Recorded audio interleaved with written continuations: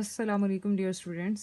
आज के लेक्चर में हम एलिफेटिक हाइड्रोकार्बन्स में अल्केन्स क्लास में रिएक्शन की सेकंड कैटेगरी स्टडी करेंगे।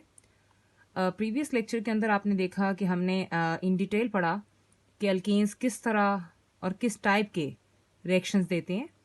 तो वहाँ हमने देखा कि अल्केन्स दो तरह के रिएक्शन देते हैं।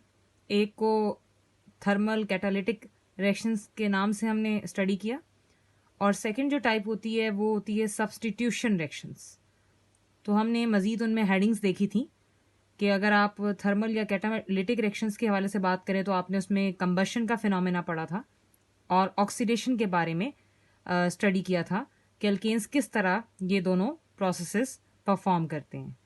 आज हम बेसिकली सेकंड जो है टाइप ऑफ रिएक्शंस जो अल्केन्स प्रोबेबली देते हैं वो स्टडी करेंगे और वो हैं सब्स्टिट्यूशन रिएक्शंस। सब्स्टिट्यूशन का लफ्ज़ अगर आप बाय मीनिंग देखें तो किसी चीज़ की रिप्लेसमेंट को सब्स्टिट्यूशन कहते हैं। तो हमारे पास अल्केन्स के लिए ज़्यादा ईजियर है कि वो बॉन्ड्स ब्रेक करने की बजाय एक एटम को दूसरे एटम से रिप्लेस कर ले, जिससे एटम्स की जो है बॉन्डिंग या उसकी स्टेबिलिटी मुतासर नहीं होती। तो अल्केन्स प्रेफर करते हैं कि वो सब्स्टिट्यूशन रिएक्शंस दें बनिस्बत एडिशन के। ये एडिशन रिएक्शंस नहीं देते, ये प्रेफर करते हैं कि ये सब्स्टिट्यूशन रिएक्शन दें जिसमें जस्ट एक एटम रिप्लेस हो जाता है इनकमिंग एटम के साथ। तो आज हम देखेंगे सब्स्टिट्यूशन रिएक्शंस अल्केन्स किस तरह से देते हैं।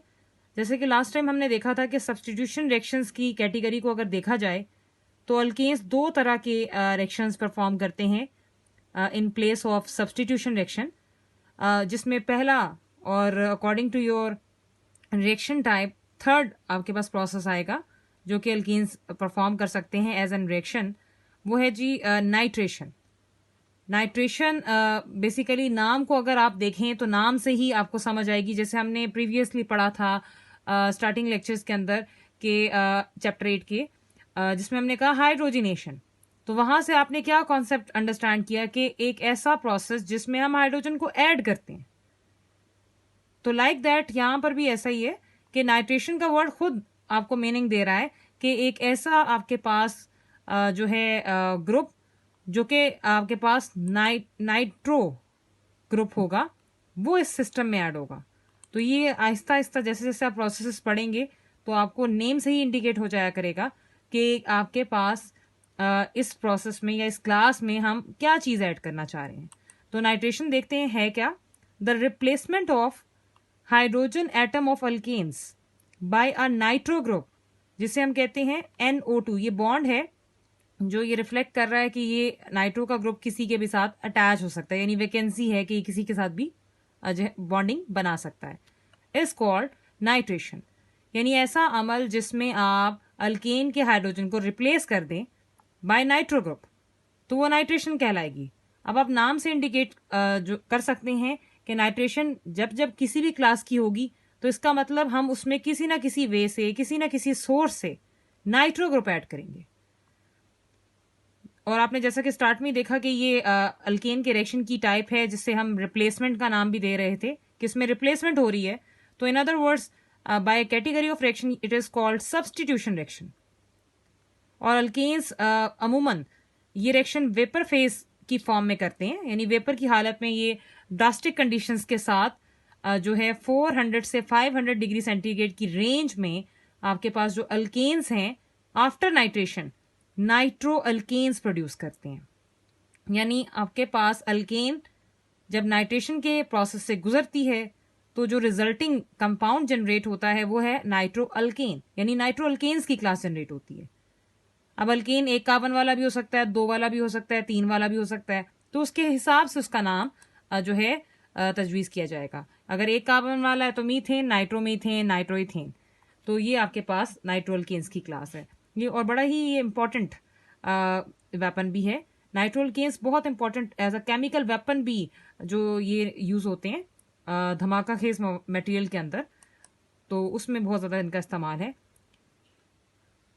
अब बाय रिएक्शन देखते हैं कि ये कैसे जनरेट होते हैं। ये है हमारे पास सबसे लोएस्ट मेंबर अल्केन का मीथेन, जिसमें एक कार्बन और 4 हाइड्रोजन हैं। जब इसका रिएक्शन हम करवाएंगे, क्योंकि इसमें हमने इसकी नाइट्रेशन करवानी है, अब नाइट्रेशन के लिए हमें नाइट्रो ग्रुप चाहिए, और नाइट्रो ग्रुप के लिए हमें जो है जिस सोर्स को हम यूज करते हैं वो है नाइट्रिक एसिड। ये जो आपका कॉमन एसिड होता है नाइट्रिक एसिड HNO3। जब आप इसे ओपन करते हैं तो आप इसके नेगेटिव और पॉजिटिव एंड्स को सेपरेट कर लेते हैं। यानी नाइट्रिक एसिड को जब आप ओपन करेंगे तो नाइट्रो को अलग कर लेंगे बॉन्ड के थ्रू, और साथ OH का ग्रुप बच जाता है। तो कलेक्टिवली इसे अगर आप स्टडी करें तो ये HNO3 ही है, नाइट्रिक एसिड ही है। लेकिन ओपन इसलिए कर रहे हैं क्योंकि हमें नाइट्रो ग्रुप चाहिए अपने इस अल्केन के अंदर।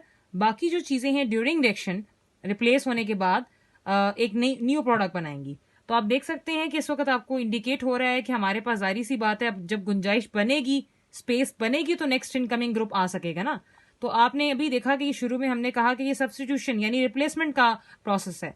तो इसमें अल्केन की हाइड्रोजन नाइट्रिक एसिड के हाइड्रोक्सिल के साथ मिलकर वाटर का मॉलिक्यूल जनरेट करती है, और पीछे रह जाता है हमारा नाइट्रो ग्रुप जो हाइड्रोजन की जगह ले लेता है। तो इस रिप्लेसमेंट को, जिसमें अल्केन की हाइड्रोजन नाइट्रो ग्रुप से रिप्लेस हो रही है, क्या कहते हैं?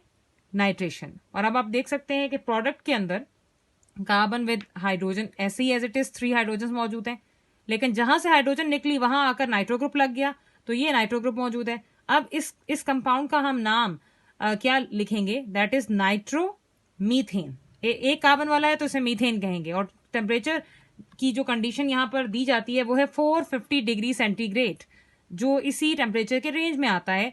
तो ये टेम्परेचर आपने अच्छी तरह से याद करना है, बड़ा ही इंपॉर्टेंट रिएक्शन है ये। तो ये है हमारे पास सबसे सिंपल वे कि अल्केन्स बाय सब्स्टिट्यूशन नाइट्रेशन का प्रोसेस करते हैं। अब यूजेस देख लेते हैं नाइट्रो अल्केन्स की। तो nitro alkanes as a fuel use होते हैं। सेकेंड इसका यूज है कि ये सॉल्वेंट्स के तौर पर भी बहुत इस्तेमाल होता है। और थर्ड, ऑर्गेनिक सिंथेसिस के अंदर इसका बहुत ज्यादा रोल है कि ऑर्गेनिक जो है कंपाउंड्स की सिंथेसिस में इसका बहुत ज्यादा अमल दखल है। एक्सरसाइज में क्वेश्चन है, question number 9, how will you bring about the following conversion.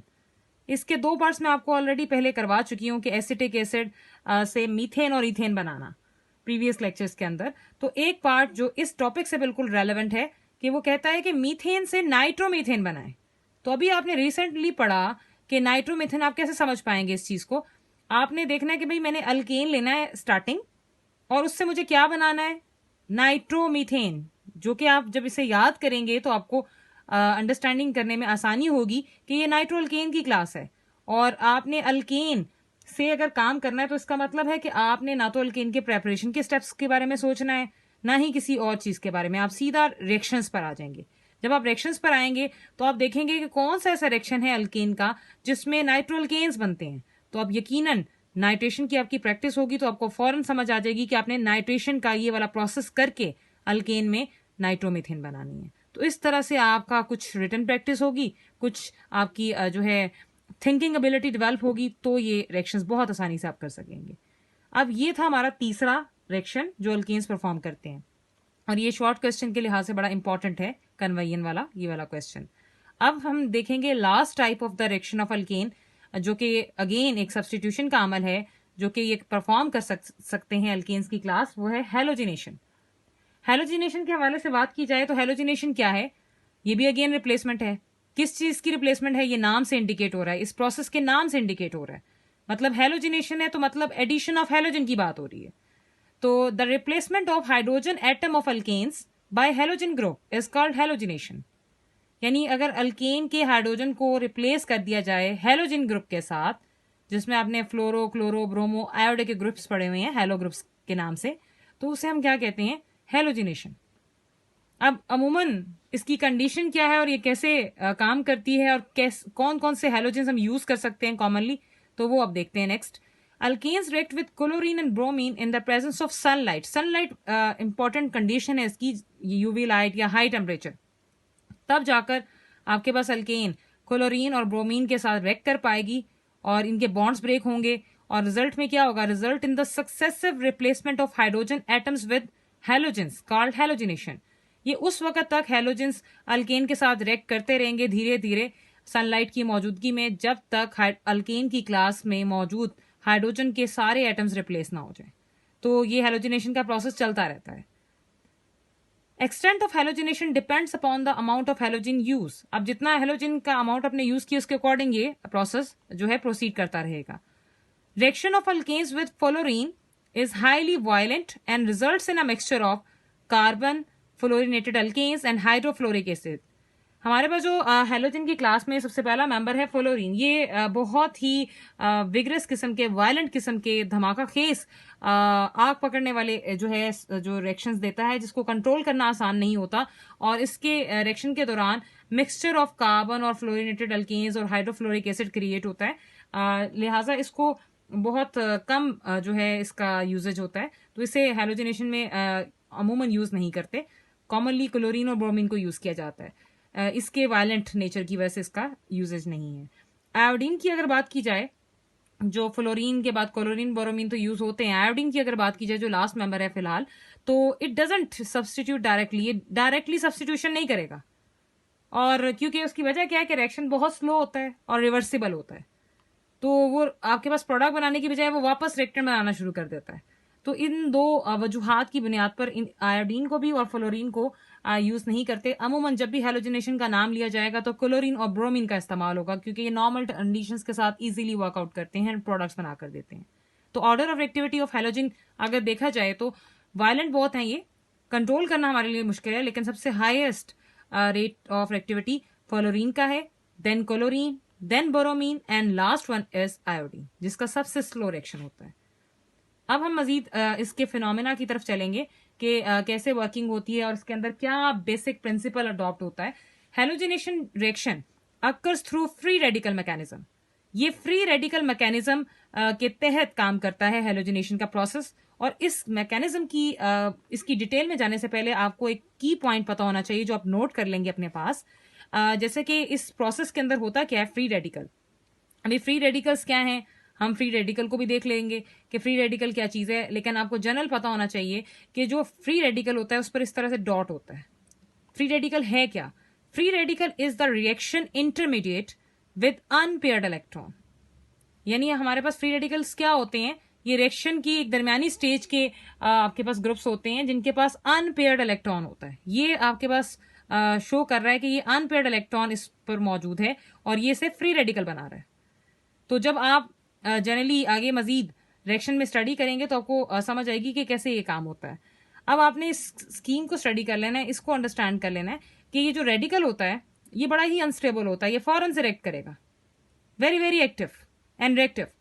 ये जब भी किसी मॉलिक्यूल के साथ रिएक्ट करेगा, ये सेकंड में ये रेडिकल है और ये मॉलिक्यूल के साथ रिएक्ट करेगा, तो क्या होगा नतीजतन कि radical after production, after reaction किस में कन्वर्ट हो गया ये रेडिकल? मॉलिक्यूल की हालत में। और मॉलिक्यूल किसकी हालत में कन्वर्ट हो गया? रेडिकल की स्टेट में। ये आपके पास फिनोमिना है, की पॉइंट है फ्री रेडिकल मैकेनिज्म का।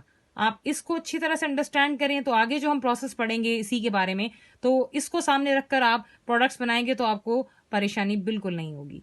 फ्री रेडिकल के बारे में हमने इसकी डेफिनेशन तो देख ली, अब ये बनते कैसे हैं थोड़ी सी इसके हवाले से भी बात कर लेते हैं। These are produced by the homolytic cleavage of bond. अब ये होमोलिटिक क्लीवेज ऑफ बॉन्ड क्या चीज है देखते हैं नेक्स्ट में। होमो मीन सेम और लिटिक मीन आपके पास लाइसिस, ब्रेकडाउन। तो होमोलिटिक क्लीवेज बेसिकली क्या होती है?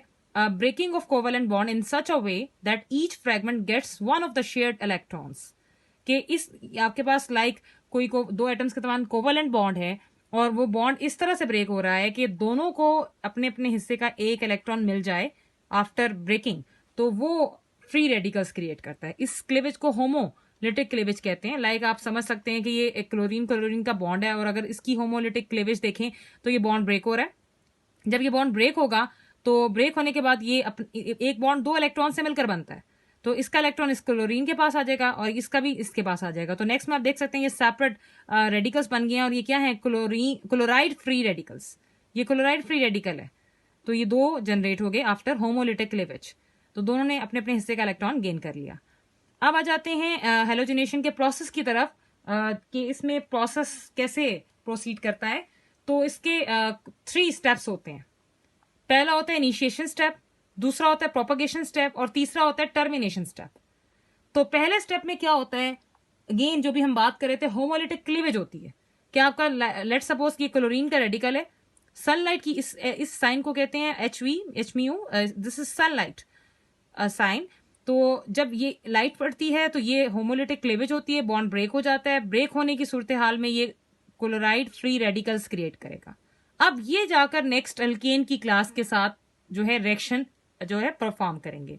तो स्टेप नंबर 1 हमारे पास इनिशिएशन स्टेप, जिसमें रेडिकल्स क्रिएट हुए by homolytic cleavage. Step number 2 में क्या होता है, मजीद इनिशिएशन स्टेप के बाद अगर हम आगे चलें तो प्रोपोगेशन स्टेप में हमारे पास स्टेप 2 के अंदर क्या हुआ, जो रेडिकल फर्स्ट स्टेप में क्रिएट हुआ वो रेडिकल अब तैयार है असलहे के साथ कि वो अल्केन्स के साथ रिएक्ट कर पाए। अब ये आपके पास CH4 अल्केन थी जिसका एक हाइड्रोजन बाहर हमने शो किया है बॉन्ड की सूरत में, ताकि इसकी रिप्लेसमेंट हम देख सकें। तो हाइड्रोजन और क्लोराइड फ्री रेडिकल इस अल्केन के हाइड्रोजन को छीन कर ले जाएगा लाइट की मौजूदगी में। और क्या होगा कि पहले ये मॉलिक्यूल था और ये आपका रेडिकल, अब जब ये इसे लेकर चला जाएगा तो H और Cl मिलकर क्या बना लेंगे, ACl, जो कि एक कंप्लीट मॉलिक्यूल है। यानी रेडिकल ने बाद में क्या क्रिएट कर दिया, मॉलिक्यूल। और जो पहले बेचारा मॉलिक्यूल था अब वो बेचारा क्या बन गया, रेडिकल। कैसे बना, जब बॉन्ड ब्रेक हुआ तो इसका एक इलेक्ट्रॉन इस पर आ गया कार्बन पर, जो आप यहां देख सकते हैं। यहां पे भी होमोलिटिक क्लेवेज हो रही है, तो ये मिथाइल फ्री रेडिकल क्रिएट हो जाता है। अब ये रेडी है नेक्स्ट में अपने अंदर नेक्स्ट इनकमिंग ग्रुप को ऐड करने के लिए। तो आपने देखा कि इस स्टेप के अंदर एक ही स्टेप में काम नहीं होता कि हैलोजन आकर बैठ जाएगा, नहीं, पहले हाइड्रोजन रिप्लेस होगा, जगह बनेगी, गुंजाइश बनेगी। जैसे कि अब आप देख सकते हैं कि इसमें इसे एक एटम की अशद जरूरत है। तो नेक्स्ट स्टेप के अंदर पहले स्टेप में तो आपने रेडिकल का अटैक करवाया और हाइड्रोजन को बाहर निकाल दिया और जो है स्पेस क्रिएट हुई। तीसरे स्टेप में क्या होता है कि वही रेडिकल अब रेडी है अपने अंदर एडिशन के लिए। तो अब क्लोरीन का मॉलिक्यूल इस्तेमाल होगा, इसकी होमोलिटिक क्लीवेज होगी, तो ये एक क्लोरीन इसके साथ अटैच होकर क्या बनाएगा, इन the presence of light CH3Cl, यानी आपके पास मिथाइल क्लोराइड। और साथ जो ये क्लीवेज के दौरान आपके पास निकलेगा ये है क्लोराइड का रेडिकल। तो आपने देखा इसे हम कहते हैं क्लोरोमीथेन या हम मिथाइल क्लोराइड का नाम देते हैं। तो आपने क्या देखा इस स्टेप के अंदर कि एक हाइड्रोजन निकली और एक हैलोजन आया, और जहन में रहे कि दो स्टेप्स में रिएक्शन होने हैं क्योंकि इसके अंदर 4 हाइड्रोजन है। अभी तो सिर्फ आपने एक हाइड्रोजन निकालकर एक क्लोरीन ऐड की है। तो बेसिकली ये रिप्लेसमेंट है, ये सब्सटीट्यूशन है कि अल्केन का हाइड्रोजन रिप्लेस हो गया हैलोजन के साथ। 2 स्टेप्स के अंदर ये काम होता है और आगे भी मजीद ऐसे ही होगा क्योंकि अभी भी मजीद 3 हाइड्रोजन इसके पास मौजूद हैं और जब तक ये खत्म नहीं हो जाती रिप्लेसमेंट हमारी जो है चलती रहेगी, जारी रहेगी, जैसे जैसे अमाउंट ऑफ हैलोजन आप बढ़ाते रहेंगे। लेकिन अगर आप ये स्टेप अंडरस्टैंड कर जाएं तो तमाम स्टेप्स आगे अंडरस्टैंड कर सकते हैं। अब एक दफा आपने रेडिकल डालना है, एक दफा आपने मॉलिक्यूल डालना है। और इन जनरल देखें तो एक दफा आपके पास मॉलिक्यूल से क्या बन रहा है, रेडिकल, और रेडिकल से क्या बन रहा है, मॉलिक्यूल। इसमें भी अगर समझना चाहें तो समझ सकते हैं, रेडिकल मॉलिक्यूल बन गया और मॉलिक्यूल रेडिकल बन गया। रेडिकल वाले रिएक्शंस रुकते नहीं है, ये सिर्फ उसी वक्त में रुकते हैं जब एक रेडिकल दूसरे रेडिकल के साथ रिएक्ट करता है। तो मजीद देखते हैं जो नेक्स्ट हमारा स्टेप है वो है जी टर्मिनेशन स्टेप। टर्मिनेशन स्टेप में क्या होता है, स्टेप 4, जब एक रेडिकल दूसरे रेडिकल के साथ मिल जाता है तो रेडिकल और रेडिकल आपस में एक दूसरे की कमी पूरी करते हैं बॉन्ड बनाकर, तो फिर रिएक्शन स्टॉप होगा। तो ये कंडीशन तब आपके पास रुक जाएगी। अब देखें मिथाइल का रेडिकल जब क्लोराइड के रेडिकल के साथ अगर सिचुएशन के अकॉर्डिंग जो है कोलाइड कर जाए तो ये आपस में बॉन्ड बना लेते हैं और क्या बनता है, मिथाइल क्लोराइड। ये स्टेप 4 तब आता है जब हमारे पास रेडिकल्स एक दूसरे के साथ मर्ज होकर बॉन्डिंग बना लेते हैं। अभी हमने जो पढ़ा स्टेप नंबर 2 के अंदर और 3 के अंदर, वही स्टेप्स मजीद आगे और बढ़ेंगे क्योंकि अभी और भी हाइड्रोजन अल्केन के पास मौजूद है जो रिप्लेस हो सकती है, जो भी 1 by 1 देखेंगे। By repetition of step 2 a mixture of halogen substituted products are obtained. The reaction is not synthetically important. तो अब मैंने आपके पास यहाँ पर नंबरिंग शो की है ताकि आपको आसानी हो, आपको समझ आ जाए कि कैसे काम करना है। ये 2 एक ही साथ स्टेप्स हैं, एक में हाइड्रोजन निकलेगी, एक में आपका हैलोजन आएगा। तो हम देख लेते हैं कि लास्ट टाइम जहां हमने रिएक्शन रोका जिसमें CH3Cl बना था फाइनल प्रोडक्ट, और अब आप उसमें क्या डालेंगे, पहले रेडिकल ऐड करेंगे, रेडिकल हाइड्रोजन को निकाल कर ले जाएगा HCl की सूरत में, और जब ये निकलेगा तो कार्बन पर क्या आ जाएगा, आपके पास इलेक्ट्रॉन, तो ये रेडिकल बन जाएगा। नेक्स्ट में आप इसको लेंगे और पहले आपने रेडिकल डाला था, आप क्या डालेंगे, मॉलिक्यूल। जहन में रहे कि मॉलिक्यूल के साथ रेडिकल और रेडिकल के साथ मॉलिक्यूल ने रिएक्ट करना है, एक दफा क्लोराइड का रेडिकल, एक दफा क्लोराइड का मॉलिक्यूल। अब जब मॉलिक्यूल डालेंगे तो बॉन्ड ब्रेक होने की सूरत में क्या होगा कि क्लोरीन इस स्पेस को जाकर फिल कर देगी और बॉन्ड डेवलप करके ऐड हो जाएगी। तो ये रिप्लेसमेंट होगी कि एक हाइड्रोजन निकला और दूसरे स्टेप में हेलोजन आ गया दूसरा, तो इसे हम बोलते हैं। और साथ क्या जनरेट हो रहा है, क्लोराइड रेडिकल। ये सब काम सनलाइट की मौजूदगी में होता है। दो आपके पास क्लोरो ग्रुप हैं, तो डाई क्लोरो एक कार्बन वाली को क्या कहते हैं, मीथेन, और ओवरऑल इसे क्या बोलेंगे, मिथाइलिन क्लोराइड। तो इस तरह से सेकंड का हाइड्रोजन निकली और सेकंड हेलोजन आ गया। अब हमारे पास अभी भी गुंजाइश है, तो तीसरा भी इसी तरह से देखेंगे हम। तीसरे में क्या होता है कि वही अभी जो अपने सेकंड प्रोसेस में पीछे प्रोडक्ट बनते हुए देखी थी ये डाइक्लोरोमीथेन, उसको आप लेंगे, अगेन उसमें रेडिकल डालेंगे, एक हाइड्रोजन ये लेकर चला जाएगा एचसीएल की सूरत में, कार्बन पर फिर जो है इलेक्ट्रॉन रह जाएगा, ये रेडिकल बन जाएगा। फिर आप इसमें मॉलिक्यूल डालेंगे जो है थर्ड मॉलिक्यूल ऑफ क्लोरीन, तो बॉन्ड ब्रेक होने की सूरत में ये थर्ड आपके पास जो है क्लोराइड का रेडिकल यहाँ पर ऐड हो जाएगा और बॉन्ड बना लेगा। इस तरह से 3 हेलोजन अटैच हो गए और साथ क्या बना, क्लोराइड का रेडिकल। इसे बोलते हैं ट्राई क्लोरो मीथेन, या स्पेशल नेम है इसका क्लोरोफॉर्म। ये दोनों नेम्स आपने याद करने हैं। अब आपने इन दोनों स्टेप्स में, जिसको मैंने 3 से इंडिकेट किया और ये दोनों एक दूसरे से कनेक्टेड है, क्या देखा कि इसके पहले स्टेप में तीसरी हाइड्रोजन निकली और तीसरा हेलोजन आया। अब हमारे पास लास्ट ऑप्शन रह गया है कि अभी भी मजीद स्टिल एक हाइड्रोजन एग्जिस्ट कर रही है यहाँ पर, तो वो भी आप क्लोरीन का रेडिकल ऐड करेंगे, हाइड्रोजन उसको लेकर चला जाएगा एचसीएल की फॉर्म में। पीछे कार्बन पर इलेक्ट्रॉन जब आता है तो ये रेडिकल की फॉर्म इख्तियार कर लेता है, और नेक्स्ट में इसमें लास्ट और फोर्थ मॉलिक्यूल क्लोरीन का ऐड होगा और बॉन्ड ब्रेक होगा और क्लोरीन इस कार्बन के साथ अटैच हो जाएगी, बॉन्ड बना लेगी। इस तरह से 4 क्लोरीन के ग्रुप सिस्टम में इंट्रोड्यूस हो जाएंगे और साथ क्या बनेगा, क्लोराइड फ्री रेडिकल। इसे बोलते हैं टेट्रा क्लोरोमीथेन, और स्पेशली कहा जाता है कार्बन टेट्रा क्लोराइड। इस तरह से आपके पास फोर्थ हाइड्रोजन आपके पास रिप्लेस हो गई फोर्थ हेलोजन से। तो हमारे पास चारों के चारों हेलोजन ऐड हो चुके हैं, अब मजीद कोई हाइड्रोजन नहीं बची। तो ये बेसिकली हेलोजनेशन का फिनोमेना है अगर टर्मिनेशन ना हो। टर्मिनेशन हमने देखा था कि अगर रेडिकल के साथ ज्वाइन कर जाए तो रिएक्शन स्टॉप हो जाता है वहीं पर, लेकिन अगर ऐसा ना हो तो रिएक्शन अपनी आखिरी हद तक जाता है। तो this is halogenation and it is very very important question for the long part. Long question के तौर पे पूछा जा सकता है और इसके प्रोडक्ट्स आपने बाकायदा नाम के साथ लिखने हैं। ये एरोस, ये ब्रेकेज मैं आपको समझाने के लिए यहाँ पर शो करती हूँ। ये आप मेंशन ना भी करें तो कोई इशू नहीं है, आप वैसे ही लिखेंगे, लेकिन अपनी अंडरस्टैंडिंग के लिए प्रैक्टिस के दौरान इनको शो करके प्रैक्टिस करें ताकि आपको याद करने में आसानी हो। तो नेक्स्ट हमारा जो अल्केन की क्लास का लास्ट जो पॉइंट रह गया वो है यूजेस। यूजेस से भी शॉर्ट क्वेश्चन आ जाते हैं, यूजेस देख लेते हैं। It is use as a fuel के तौर पे यूज होता है, and as an illuminating gas. Illuminating gas कहते हैं कंबस्टिबल गैसेस को, जिसमें मोस्टली मीथेन और हाइड्रोजन की गैसेस आ जाती हैं, जलने वाली gases. Second, it is use for the preparation of methyl chloride, methylene chloride, chloroform and carbon tetrachloride. ये भी चारों प्रोडक्ट्स आपने हेलोजिनेशन में पढ़े हैं, तो ये यूजेस में आ जाएगा। थर्ड है, it is use for the industrial preparation of methyl alcohol, formaldehyde and hydrogen cyanide. ये 3 अहम आपके पास इंडस्ट्रियल प्रोडक्ट्स हैं जो आपके पास मीथेन बनाती है, और इनको आपने कैटालिटिक ऑक्सीडेशन में बनते हुए देखा था, तो ये एक एडिशनल है साथ। It is use for the preparation of carbon black used in paints, printing inks and automobile tyres. ये कार्बन ब्लैक आपने इनकम्प्लीट ऑक्सीडेशन में पढ़ी थी, जहां मैंने आपको बताया था कि इंक्स में या ऑटोमोबाइल टायर्स में इसका इस्तेमाल होता है। लास्ट यूज है, it is use to manufacture urea fertiliser. Urea fertiliser में भी इसका बहुत ज्यादा इस्तेमाल है। ये थे आपके अल्केन के uses. Question number 9 A part, outline the methods available for the preparation of alkanes. Alkanes के प्रिपरेशन के मेथड्स हमने सारे पढ़ लिए हुए हैं, तो वो आप सारे मेंशन रखेंगे इसमें। Question number 10 part number A, what is meant by octane number? Why does a high octane fuel has a less tendency to knock in an automobile engine? Chapter 7 में हमने ऑक्टेन नंबर रिफॉर्मिंग का topic पढ़ा है, वो आप इसमें mention करेंगे। ये क्वेश्चन इसमें आया हुआ है, लेकिन इसका टॉपिक 7 चैप्टर में था। B part, explain free radical mechanism for the reaction of chlorine with methane in the presence of sunlight. This is very important long question, और अभी आपने हेलोजिनेशन का जो सारा अमल पढ़ा है वो आप इसमें मेंशन करेंगे, and it is very very very important.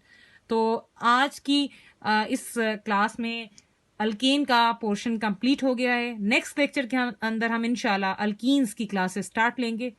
आप रिटन प्रैक्टिस कीजिए और कोशिश जारी रखिए। Best of luck.